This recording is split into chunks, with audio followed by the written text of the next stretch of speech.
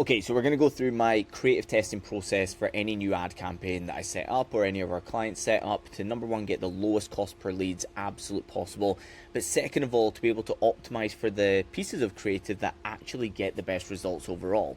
So we are not just looking to achieve the best cost per lead, but we're actually looking to find certain images, videos, and pieces of copy that outperform the others so that we can optimize for more of those. So a higher percentage of the ad spend ends up ultimately going towards those pieces of creative. Okay, further to that, inside this video we are going to go deep on it. I'm actually going to create some ad copy from scratch, off the cuff. We'll think up a scenario and go through exactly the type of ad copy that I would create in that certain scenario. I'm going to go through some of my own ads that I'm running right now so you can see examples of the type of images and videos that I'm talking about inside my creative testing process. And further to that, I'm going to add on some additional things that are super beneficial, such as how do you not just optimize for cost per lead, but actually the quality of lead and likelihood of booking a call or purchasing your product, and many other things that actually get to a really profitable ROI. And so before we actually go into the creative process, I want to make something crystal clear when you're running an ad campaign, because this is something that I literally just hosted 2 back-to-back masterminds. I flew from Florida to the UK to host 2 back-to-back masterminds for 2 of our groups. Absolutely incredible couple of days, but this is something that I was bringing up often to drill home, because it's really, really important for optimizing for the real result that you're looking for, which is profit, right? To make a lot of money from your advertising, not just having a nice looking dashboard. We're actually going to be doing the next Systems of Scale get together in Orlando in October. So if you're interested in working with us in close capacity to scale your ad campaigns, or even actually just set up your campaigns from scratch and then scale them on the other side of it, then if you're part of the mastermind, then it is completely free to come and join us in Orlando in October. It's going to be an incredible event, and would love to see you there. But anyway, something that I was drilling home into everybody at that event was about how the goal of what you're optimizing for at the start of a campaign and about 2 or 3 weeks in completely changes.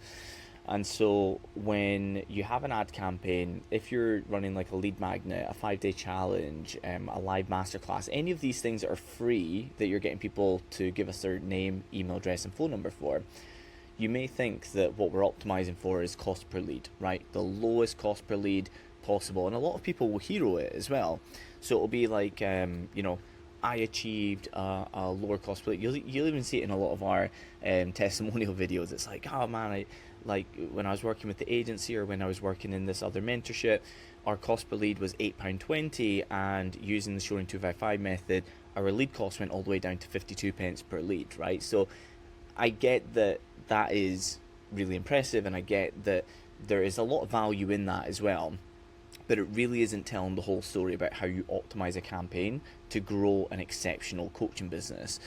The way that you optimize your ad campaigns to grow an exceptional coaching business is actually to optimize for cost per lead in the first 1, 2, or 3 weeks, and then as soon as you have the data on, for instance, cost per booked call, then you would start to optimize for that instead. And then once you already have sales, you can either, number one, you can optimize for cost per acquisition, where they come from, and optimize accordingly. Or second of all, you can optimize for ROI overall, cash collected or contract value. And what I mean by that is that initially all we're going to optimize for is cost per lead, because we don't know where the booked calls are going to come from. We don't know where the sales are going to come from, which audiences, which pieces of creative, and things like that. Whereas once you have better data on where the real sales are coming from, it doesn't really matter about the cost per lead. If you're getting a 7.2x return on your ad spend, it doesn't matter if your cost per lead is higher than it was last week, if you've optimized for the real thing that matters, which is profit, making money from your ads, okay? But anyway, let's go into the creative process right here. So you might be thinking, images or videos, which one's best? Well, what we're going to do is we're going to have 5 images or videos. That's first and foremost, okay? We'll go into the copy in a second, but I'm going to run through these because it's really important that we get these really dialed in with exactly how many images, how many videos should be in the campaign, and then further to that, what sort of examples can I show you that I have running right now that you could be utilizing as well. Okay, so what I usually suggest is either, and if I bullet point this out here for you, so 3 images and 2 videos, or, and then get the bullets back in here, 3 videos and 2 images. And in some cases, and this is quite common to be fair, it's not what I would say is optimal, but a lot of people don't like being on video, right? And I get it. I mean, when I first started the coaching business, and I was like, oh man, I actually need to like stand on stage and do public speaking. I need to stand in front of a camera and create content and things like that. I honestly, like, I would try to create like a 30-second video to go out on Instagram, and I mean I would stand in front of the camera for about 2 hours just trying to get that 30-second clip done. I knew everything inside out, back to front, exactly what I needed to say. I knew what the tip was or whatever it was, but I was just so uncomfortable being on camera. I mean, this isn't really the point of the video, but it really is just about putting in reps when it comes to either speaking on stages or creating video-based content. I mean, like, this took 0 prep. I knew what I was about to do right here in terms of, like, I'm going to run through my creative process. I had no idea what my intro was going to be. I had no idea where I was going to take this. I never knew there was going to be 2 tangents so far. My son is taking a nap right now. He's 16 months old. Just put him down. Literally was like, right, well, I've probably got about an hour and a half here to get some work done. Open up the laptop, turn on record, and let's go. That's what happens when you stay consistent with creating video content. But anyway, a lot of people don't like creating video content is my point, and so this is quite common as well, where we have 1 video and we have 4 images. Now, oh yeah, also got the flu when I was traveling as well. So what you can see here is it's a variation of 5, right? And gold standard would be 3 images and 2 videos, or 3 videos and 2 images. And the first reason why we use images and video is that Facebook knows us better than we know ourselves, right? And for instance, I love video content. I engage much better with video content. I'm more likely to, number 1, opt in, number 2, take action on the other side if I see a video ad and I connect with the person. Further to that, like, my sort of entertainment is going on YouTube and watching engaging podcasts and things like that. So, like, I'm a video person, right? Other people hate watching videos on Instagram and Facebook and things like that. They don't have the bandwidth for it. Maybe they don't have earphones, or they're not alone, so video content, even if it's partially engaging, gets scrolled away. But if it's short, sharp, and to the point, and it's image based, it's going to really work for them. So first of all, Facebook is going to optimize and put the type of content in front of an individual that's most likely to take action on that type of piece of content. That's an amazing thing, that it is going to, if you give it enough to work with, it is going to put the very piece of content in front of the very individual human that is most likely to react to that type of piece of content. But here's the other cool thing. When you have images and videos, most people, so most coaches, are using, good spelling of coaches after all these years, so this is what most coaches are doing for their creative. 1 image or video, right? So they just have 1. They don't have 1 image and 1 video. They've got 1 image, or they have 1 video. They have 1 ad inside their ad campaign. It's called a 1-1-1 campaign. It's the most common type of campaign that people run, even when they go to the ads dashboard, set up an ad from scratch. This is what they think they're doing, and they think they're doing it really well. And then it turns out that they're literally giving Facebook 1 piece of creative to work with, and it's either going to work or not work. It's going to be like tossing a coin, and here's the major downside. It doesn't even matter if it's good. It's not going to re-engage people in a meaningful way. So if, for instance, we use any of these different variations right here, if somebody watches video number 1 here, but they do not take action, right? So it's a 2-minute video, they watch the whole 2-minute video, they may even click the button and open up the form, but they don't submit the form. Guess what Facebook does? They go, this person is highly engaged and highly interested in this. That person will get hammered with your ads over the next 7 days and re-engage to get them to take more action. If you've set up the Shoney 255 method and you've got different variations inside here, guess what? We get to put different pieces of creative in front of them without us having to do anything. Facebook will do this to re-engage that person so that we can get them to take action, okay?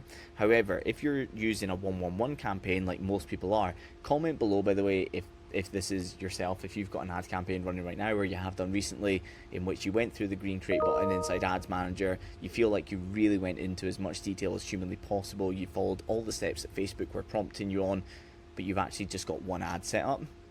This is super common when I speak to coaches on calls. But anyway, if you're in this position, you can only try and re-engage them with the exact same ad that they've already watched. Imagine putting a video in front of somebody that they already watched the entire video, and every single time you want to re-engage them, the same video goes in front of them. That is why it's so powerful to have 5 images or videos and a variation. Whatever variation you want to go with, 3 and 2, 3 and 2, or 1 and 4, having that variation in there makes a lot of difference, okay? The second thing that you want to do is you want to have as much variation inside these videos and images as possible, okay? So just to go into Ad Library and show you some variations that I'm using right now. So for instance, and by the way, this is a campaign that is further optimized. So we always start with the Shoney 255 method. Sometimes we'll be taking things away, such as pieces of creative, so all the budget's pushed towards the things that are working better. Sometimes we're actually adding more in. So this is when the ad creative is really successful, but we're at a really high ad spend. So when I'm spending like 1 to 2K a day on ads, when we're reaching a lot of people and re-engaging a lot of people, it's helpful for me to have additional creative. So you'll probably see that I think I've got like 6 pieces instead of 5 pieces here at this stage. But anyway, just to show you some variation. So for instance, for 2 videos here, so I have one video here, which is a testimonial video. This is another hack that I was sharing with the systems of scalers that's working right now. So when I put in a testimonial video in my lead gen ads, these are not remarketing ads. When I put a testimonial collage out there as my lead gen ad for a free Facebook ads course, cost per lead actually went up a little bit. However, our cost per booked call went down by almost 30%, okay, on the other side. And by the way, alongside that, our show rates to calls went up with it. And so this is the type of one where right at the very start of the video I was saying when you've been running a campaign for a while, you'll stop optimizing for cost per lead and you'll start optimizing for cost per real result, the thing that you're actually looking to achieve. So this is why, for instance, albeit that I set this up on March 11th, so this is like 3.5 weeks ago, it's still active right now. So albeit that my cost per lead went up, I'm actually scaling further into it because it has been so successful. So that, for instance, can be like one video. Let's say that you're going with 2 videos or 3 videos here. So I think I've got 3 videos. So this is one video. Another video that I've got running is this one here. So this is another one that I was sharing at the Systems Scale Roundtable Mastermind, in which I was saying something that I was testing out that has been working really well for us as well is really long form videos. When I say really long form, it's not like it's an hour, but it's like 10 or 11 minutes long. So this video right here is educating through video. So here's the hypothesis and the thought process behind this. We do a relative amount of YouTube videos, and YouTube, funnily enough, albeit that we have a lot of calls booked every single day, our YouTube views, aren't huge, okay? I've got like one video that's nearly 500,000 views, and I've got a handful of videos that are between like 20 and 100,000 views. So there's some that really took off, and then a ton that are between like, let's say 2,000 and 10,000 views. But like initial like video goes out, you know, I'm usually looking at somewhere in the region of like 200 to 1,000 views on each video. However, every single time that we do put out a video, number one, our book calls go through the roof. Second of all, the people who turn up to those calls, well, actually our show rates go through the roof as well. Thirdly, the amount of people that turn up to those calls and are like, I don't want to talk about anything else other than the program. I'm just interested in what it looks like to work with you and what the options are. So all of that stuff really starts to happen if somebody has watched our YouTube, and we get that feedback all the time. If somebody signs up with us, we'll usually say, where did you find out about us, or what intrigued you to book the call? It's always YouTube, YouTube, YouTube, YouTube, YouTube. Now, they were probably acquired by the ad, as in like they came through the ad, and then our email sequence on the other side of the ad is every three emails is pointing them to a YouTube video, for instance. But YouTube plays a really big part in it. So thought process was, and you'll see that I actually run some ads that go directly to YouTube. So like this one here, for instance, goes directly to YouTube specifically. It's a remarketing ad to one of our most popular videos organically. So we send people there. However, taking that thought process, that's what got me to create this advert right here, which is longer form, very educational, a little bit like a walk and talk YouTube video style that I would usually do anyway, but maybe just shortened down a little bit so it's 10 minutes instead of 20 minutes. And this one works really well also. And then number 3 is a Loom video like this. So Loom Inception is occurring, and I'm literally inside the free Facebook ads course and literally just showing inside what do you actually get access to, what does it really look like when you opt in. It's almost like future pacing, as it were. So that's 3 completely different videos, 3 completely different variations, and they work really well. Okay, so another couple of examples here of images. So I'll go through 3 different variations. The first one here is simple text on a colored background. The background can be blue, pink, red. I switch it up. Sometimes I keep everything the same, but I change the color of the background. That's really good when you've got creative that is pardon me, working really, really well, and you're spending 1 to 2k a day on ads specifically. When you make a change to your ad creative to bring the cost of your leads back down, because it's always going to be like you're going to have a cost per lead, then you're going to lower that cost per lead by optimizing. But then once you've got a great, like it's well optimized for audiences and for images and videos, it's then going to get a little bit more expensive every few days, right? So only a small amount, but over time that makes for a much higher cost per lead, okay? So then what you want to do is you actually want to bring in new creative to bring that cost per lead back down, because the same people are going to see the ads, but they need new creative. It's actually a great example of the reason why the Shoney 255 method is what it is. Why, when we went through the creative process here, we were talking about if you only have one image or one video that can go in front of people, it's really hard to re-engage them. Well, this is the proof is in the pudding when you look at it like this, because after 3 weeks, even when you've got 5 variations here, it's going to stop engaging those same people because they've already seen all 5, okay? So that's a way of doing it. Instead of creating something completely new, you create something akin to what already worked. So for instance, I could take out this video and create a different video from a different angle with a different t-shirt with a different topic, but make it another long form 10-minute video because I already know this works. So that's a good way to do it. So this one here, colored background, simple text, and the text, we have some different variations of it. One is where it does what it says in the tin, so it's free Facebook ads course, subheadline, outcome driven, all of that stuff. This one here is a little bit different. Ad hack number 7, from thousands of clients across the last 9 years, most ads fail because, so it's a total pattern interrupt, gets people to stop scrolling and read on. They forget about all the stuff after the click that actually turns a click into a client, and then grab the 2025 free Facebook ads course below. So this one is a total pattern interrupt, gets people to think, gets people to read the caption below, but also if somebody who is using Facebook ads already sees this and they already half know what they're doing, but they know it's nowhere near as optimized as it could be, and they know ads is the very thing that can scale their business more than anything else. They're going to see that type of thing, and if it gave them an aha moment, that's enough for them to be like, maybe I could learn something else from this guy. So this type works really well. Okay. Another one that we have here is a fake ChatGPT prompt. So I actually open up ChatGPT on my phone. I ask a question. So where can I get a step-by-step ad templates to set up ads that actually get clients? And then I have put it into Canva and done a fake response. Neil Shoney Mac is giving away his new 2025 ads for coaches course plus image and copy templates. Okay, really, really simple.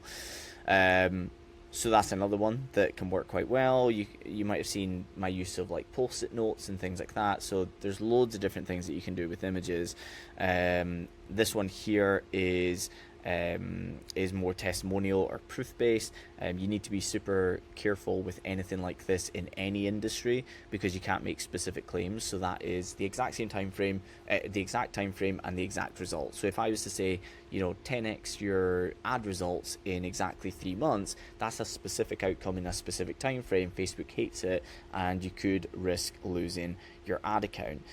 Whereas if I share a screenshot of a client saying that, and this was a client that I still work with, about 2.5, 3 years on now, but they had a marketing team, an in-house marketing team that was achieving a cost per lead of £3 and 2 pence per lead.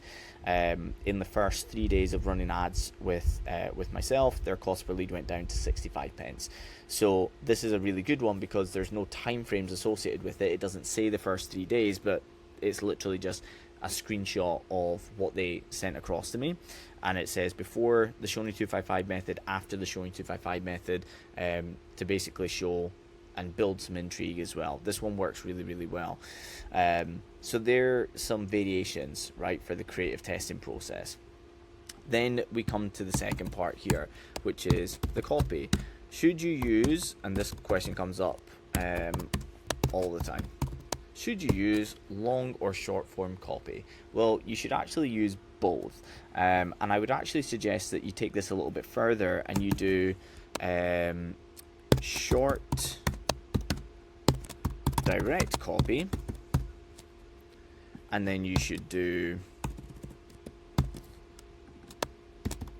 long form indirect copy. Okay, now there's some caveats to this depending upon which industry you're in, what it is that you're advertising, and a few different bits and pieces. But essentially what we're saying with short direct copy is this is going to be as short as possible, as outcome driven as possible, and it's specifically going to be about the thing that you're advertising.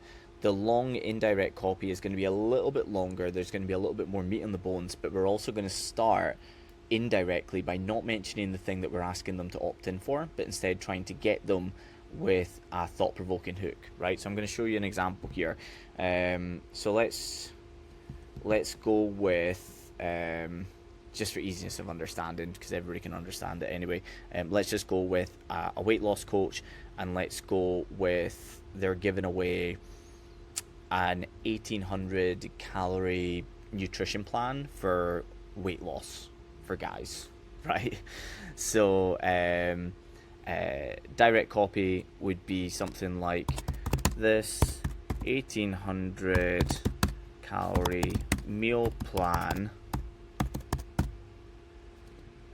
has transformed the lives of over 1,200 guys worldwide. Not only does it allow for flexibility around what you like and don't like,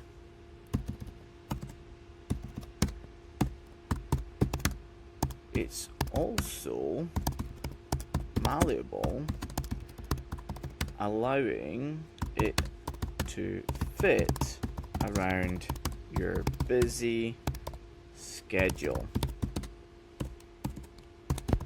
You don't Java, you don't, Java, this is true, you don't have to pay a penny. Simply click the button below and I'll send it straight across. Here's to weight loss without restriction. Okay, so you could say something along the lines of that. So that's a relatively short piece of copy. There's many different variations that you can go with. You could be even more direct, such as download this 1800 calorie meal plan that helps you lose weight around a busy schedule.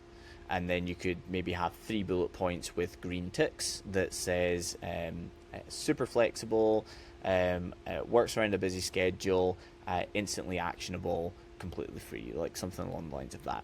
But what you're doing here is you're short, sharp, and to the point. With this type of creative, you usually find that the cost per lead is lower than the longer.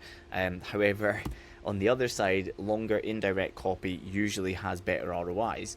So part of the reason for us doing it in this format is it almost meets that happy balance, remembering that most people don't opt in with the very first ad that they see. They usually opt in on the third ad or the fourth ad or the fifth ad or the sixth ad that they see from you directly. And so it's very likely that they will have read the indirect piece of copy that may have even built more know, like, and trust with them and more connection, given them more aha moments, maybe positioned you as an authority status. And then the short piece of copy comes along, gets all the credit for it, gets the opt-in, but it raises the quality, the likelihood of further action on the other side, okay? So I'm just going to put some color around this as well. So short copy, direct, and then long copy, indirect. So this is how simple it can be. Now, I would rather that you just simply created a new longer form piece of copy from scratch, but this is something that you can do also. You can just take this, you can drop it below into here, and then you can add something like, what's the number one reason why busy guys don't lose weight? Answer: to know what to eat, how much to eat around a busy schedule. By the way, it's absolutely roasting here today, so that's why I'm sweating. Anyway, I'm not going to edit this. I refuse to edit my YouTube videos in any meaningful way. If I say something that's offensive or whatever, then I apologize. Okay, so what's the number one reason why busy guys don't lose weight? They struggle to know what to eat, how much to eat around a busy schedule. This 18,000 calorie meal plan is transforming the lives of over 2,000 guys worldwide. And let's for this one go so far. Not only does it allow flexibility in what you do, great. So this is very, very direct from here. So it gets straight to the point, but it has this indirectness where we're creating a thought provoker. It's almost like that. What's the one reason why busy guys don't lose weight? If they're like a busy guy and they're struggling to lose weight, it's like hit the see more button. They see the answer. They struggle to know what to eat, how much to eat around a busy schedule. For them, if that is a bit of like a, that's totally right, they're in. And they know that you understand them better than they can probably articulate it themselves, which is another key thing that you want to be doing with your marketing anyway. So again, this is a big reason why this can work so well, okay? So what we have here with the creative testing process is we have a mix of 5 images and videos, and then we have a short piece of copy that will go alongside all 5, and then we have a long piece of copy that again will go alongside all 5. So in total, we have 10 different ads that we're working with here, okay? And what we'll do is we'll put that into the Shoney 255 method. We'll see which ones outperform which other ones that don't perform as well. And first of all, this is why so many people that if you've been following me for any length of time, you've seen our testimonial pages that go on for days. You've seen our PDF that has 30 pages of wins directly from the last few months alone.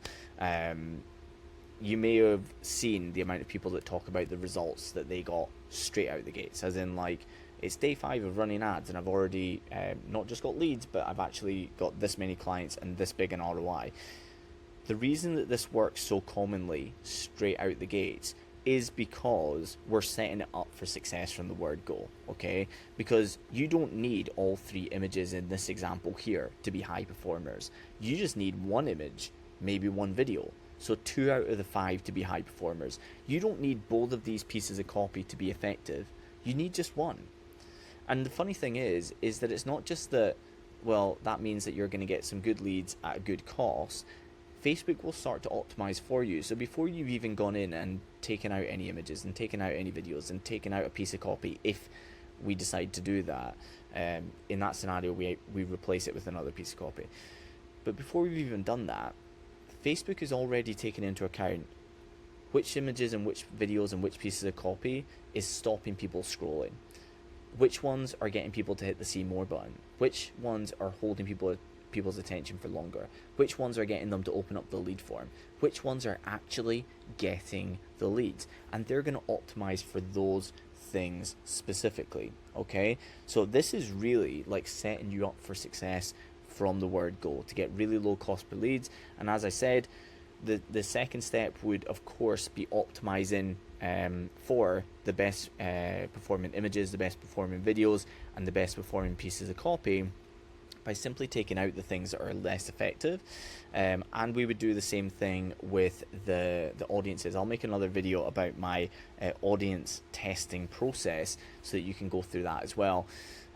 But with the creative, we're taking out the things that are underperformers, and we're actually going to replace them. We're not just going to take them away, we're actually going to replace them with things that are akin to the things that we already see are working. So for instance, if the red image with the white text is working really well, we're going to either create another red image with white text but say something different, or we're going to keep the words the same but change the background to blue, right? So we're going to take inspiration from the things that are already working, and then we're going to create more of it and drop it into this campaign so that Facebook continues to have a lot to work with, but it's all proven winners, okay?